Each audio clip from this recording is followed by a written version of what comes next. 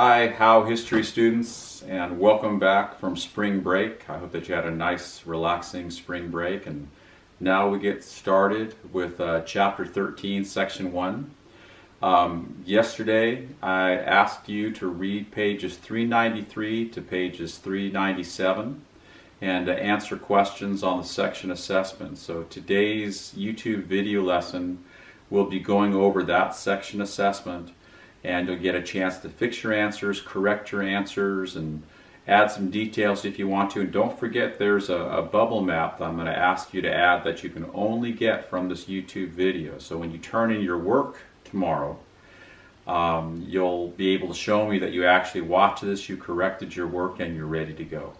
So for right now, what I'd like to do before we start going over the chapter, let's talk about the objectives and what the proving behavior is going to be for this lesson. So here are the objectives and proving behaviors that I'd like to see you be able to do after you view this lesson and do your section assessment, and also goes along with an assignment that I'm going to send home as an attachment after this lesson about drawing a map. So if you take a look, the main objective is to understand or demonstrate an understanding of how thousands of settlers followed trails through the West to gain land, religious freedom, and a chance to make a fortune. The proving behavior is, can you draw and label on a map the three main trails and important cities that follow the movement to the West in the mid-1800s? Why it matters today: this migration of people brought Americans to the territories that became New Mexico, Oregon, and Utah. And the connection to today is that the western states today are very diverse and important areas of economic and political power. So now let's go over the chapter, talk about what the pictures are telling us and the important points that you're supposed to read and learn about by doing the section assessment. So before we get into the details of Chapter 13, Section 1, let's review just for a few minutes about what we've studied so far about how the United States acquired territory, because this whole chapter, Chapter 13, is about the growth of the United States, mostly from the Mississippi West. But if you recall, we talked about the American Revolution, which got this territory right here, known as the 13 original colonies. And also the negotiations with the peace treaty with the British got all the way to the Mississippi River. Spain still controlled Florida at this point, but basically the United States consisted of everything from this line up to British Canada. And then we also studied when Jefferson was the president, from France he acquired the entire Louisiana Purchase.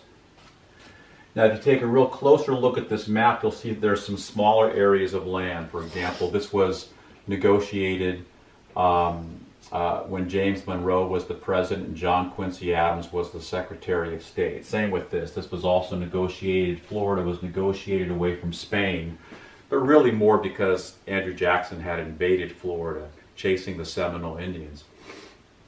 But in terms of our studies, the United States, where we're at right now in terms of history and our studies, consists just of this. All of this was claimed by Spain, later Mexico, a couple of claims in the north by the Russians of the Oregon Territory. But this chapter is about how the United States eventually expands from the Rocky Mountains all the way to the Pacific Ocean. And the first part of that is understanding the trails that people took west. And so our focus for this section is going to be basically how people got from like the Mississippi River to Santa Fe, New Mexico, or how they got from the Mississippi River to Salt Lake City, Utah, how they got from the Mississippi River to the Willamette Valley in Oregon. So now let's go over the chapter and take a look at some of the pictures and talk about some of the big ideas in Chapter 13, Section 1. And it starts on page 393. And you can see the first section talks about Jedediah Smith. And a very famous mountain man, found a lot of trails and passes through the Rocky Mountains, led a lot of wagon trains to the Oregon Trail. And talked about another famous mountain man on page 394. If you look on page 394, there's a little inset about Jim Beckworth. It wasn't, for some reason, the digital version doesn't show his picture, but he's an African American, and he escaped from slavery. He actually says he was set free by his owner, but escaped to the West and became a very famous mountain man out west, kind of showing the contributions of an African American out in the West as well. And they're famous for being the Trailblazers. If you're a NBA basketball fan, there's a reason why the team in Oregon is called the Trailblazers, because the Trailblazers are the mountain men who blaze the trails to help people get to the western part of the United States, including Oregon. And that's why that NBA team chose that term Trailblazers, to honor those men and some women who were people who blazed those first trails. I think we can call Sacagawea on the Lewis and Clark expedition a trailblazer as well. So women deserve to get some credit too. And then it just talked about the possibility of making money. You know, we've talked about all through American history that getting rich, making money is the motivation for a lot of people to describe why they do what they do. And a lot of people went west seeking economic enrichment. You know, they wanted to get land and sell the land. They wanted to find gold or silver or other precious minerals. They wanted to make money ranching, farming. So, you know, when you can go back to the Pilgrims of colonial times, who we talk about religious freedom a lot, but, you know, they wanted land. They wanted to be able to be successful and leave something for their children. So that became a main motivation for why people wanted to move west. So on page 395 is a map that you're going to have to remember where it is, because after this YouTube video lesson, I'm going to attach some documents, and I'd like you to print those out. And this will be a very helpful map. It kind of shows the main trail routes. Oregon Trail, California Trail, Santa Fe Trail, the Old Spanish Trail, and the Mormon Trail. And so I think that will be a helpful map for you if you're not sure exactly how to fill in the map that I'm going to provide for you after this lesson. But that will be good.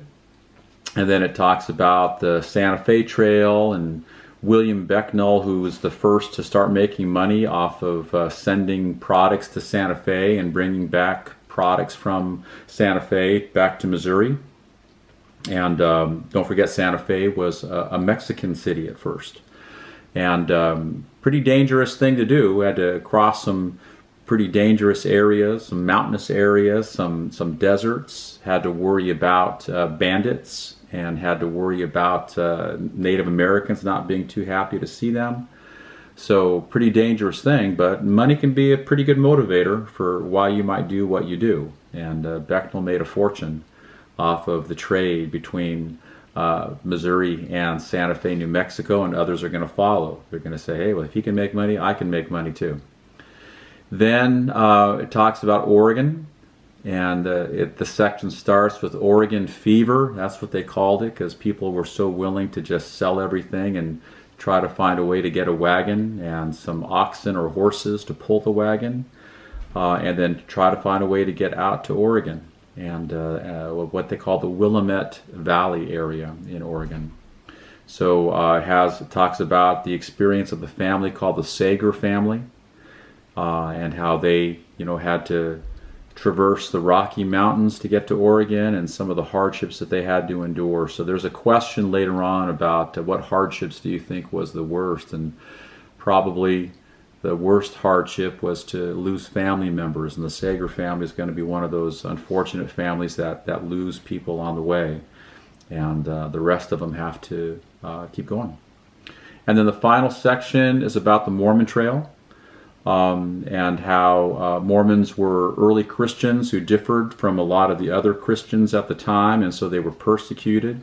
So they decided to leave the areas of Ohio and Missouri and Indiana and Illinois, and move out to a place where they thought the United States wouldn't bother them. So they established the Mormon Trail, and they were led by Brigham Young. And if you're a college football fan, you might have heard of Brigham Young University, sometimes known as BYU. That is named for him in Utah, known for their college football teams. And so that will be a trail that you're going to have to detail on the map as well. So then we get to the section assessment. You can see that looks like there's 8 terms and names. You can skip the using graphics, because I'm going to show you the using graphics that I want you to add. That's my evidence that you watch this video. And then of course we have the 3 main idea questions, and if you're really brave, you can try the critical thinking question. So now that we've gone over the chapter and looked at the pictures and learned about some of the big ideas, these are the terms and names that you were supposed to look up and identify. The term mountain man, fur trapper or explorer who discovered trails through the Rocky Mountains. And then from the chapters we just talked about, it brought up 2 very important and specific mountain men, Jedediah Smith, who's a famous mountain man, and Jim Beckworth, and another famous mountain man. And I think what makes Jim Beckworth probably interesting is the fact that he was a slave who had escaped, went out west to escape slavery, but also became a very famous mountain man for showing people how to travel through the Rocky Mountains. And it's one of the things that I think that you understand, that even in this period of time where there wasn't slavery in the West, there still was a connection to slavery, in that Jim Beckworth is an example of an escaped slave who became a famous mountain man. And then you have land speculator, which is a term that we've talked about before. You know, George Washington was a very famous land speculator by claiming land in the Ohio River Valley and selling it to make a lot of money. And a lot of people went out west with the same idea, to buy land, take land, develop it, and to sell it to people who were moving west. And then, of course, 2 of the big trails, the Santa Fe Trail, the Oregon Trail, were both trails. The Santa Fe Trail went from Missouri to Santa Fe, New Mexico. The Oregon Trail went from Missouri to the Oregon Territory. And we're also going to talk about the Mormon Trail. And a Mormon is a member of the Church of Jesus Christ of Latter-day Saints, and one of the most famous Mormon leaders in terms of expanding the United States is Brigham Young. So those are the terms and names, and this would be an excellent place for you to pause and to add any details to your terms and names that you didn't write down on your own. So here's the thing that will tell me whether or not you watch this video, because you can only get this bubble map by looking at this video. And the bubble map has to have a middle circle that says people who helped open the West. And there's 4 different bubbles that should surround it that kind of give you details about some of these people. One was filled in already for you, but I'd like you to add these details around where it says mountain men. Discovered trails across the Rocky Mountains, made money trapping animals for their fur. Another circle that should go around this main circle about people who helped open the West. William Becknell was a businessman who established trade with Mexico along the Santa Fe Trail and demonstrated that you could actually make a lot of money if you could safely transport goods along the Santa Fe Trail. Of course, many of you have already studied in 4th or 5th grade the Oregon settlers, and they're famous, of course, for their wagon trains that moved along the famous Oregon Trail. And, all these people were basically coming for economic benefits, but there's one group that we just learned about that came not only for land and for economic benefits, but also came seeking religious freedom. So you have this group called the Mormons, who were Christians seeking religious freedom along the Mormon Trail to Utah. So once again, this is where you should definitely pause and write down the details of this bubble map, so that when you turn in your section assessment to me tomorrow, I can see that you actually watched the video and added this bubble map. Alright, so now that you've paused and fixed or added to your terms and names and added your bubble map about people who moved west, now we get to the main idea questions that you were supposed to complete yesterday. And the first question is, how did the mountain men open up the West for later settlement? And a good two-sentence or two-bullet answer would be, after the Native Americans, the mountain men were the first trailblazers for American settlers moving west. They had the knowledge of trails and passes into the western lands of North America. So if your answer is a little bit different, doesn't sound like it's exactly correct, this would be a great time to pause and to add some details to your answer. And then we look at letter B, and the question from page 397 section assessment was, what are two examples of pioneer groups who used cooperation to overcome hardship? And a good answer might be the settlers along the Oregon Trail and the religious group called the Church of Jesus Christ of Latter-day Saints, commonly called Mormons, along the Mormon Trail to Utah, used cooperation and teamwork to successfully cross the Great Plains to their destinations. Both groups overcame great hardships to get to their destinations and build successful settlements. So once again, pause if you need to and add to your answer. Make it right. And then you get to letter C. What economic and social forces drew people to the West? And so this is basically asking, what were the motivations? Why did people want to take the great risks to move to the West? And some of these risks are the same as why people crossed the Atlantic Ocean to come to America in the first place. So a good answer might be some, like mountain men and businessmen, were drawn to the West for trade and profit. Some Americans were fleeing the economic problems in the East caused by the Panic of 1837 that we studied in Chapter 12, and were in search of their own land to make a living farming or ranching. Some moved west for religious freedom, like the Mormons, and others were drawn to the West to search for silver and gold. And of course, most of you guys from 4th grade probably remember your studies of the history of California, the gold rush, and we're going to talk about that in Chapter 13, Section 4. For those of you brave pioneers who did the critical thinking question, the critical thinking question was, of all the hardships faced by people who went west, what do you think was the worst? And so there's a couple of different things you could have discussed, and perhaps you were able to remember some things that you studied in 4th or 5th grade about California history and some of the hardships that pioneers had to face. So you might have discussed the overall dangers of the difficult trip, such as the possibility of starving, dying of disease, or dying of exposure to heat or cold.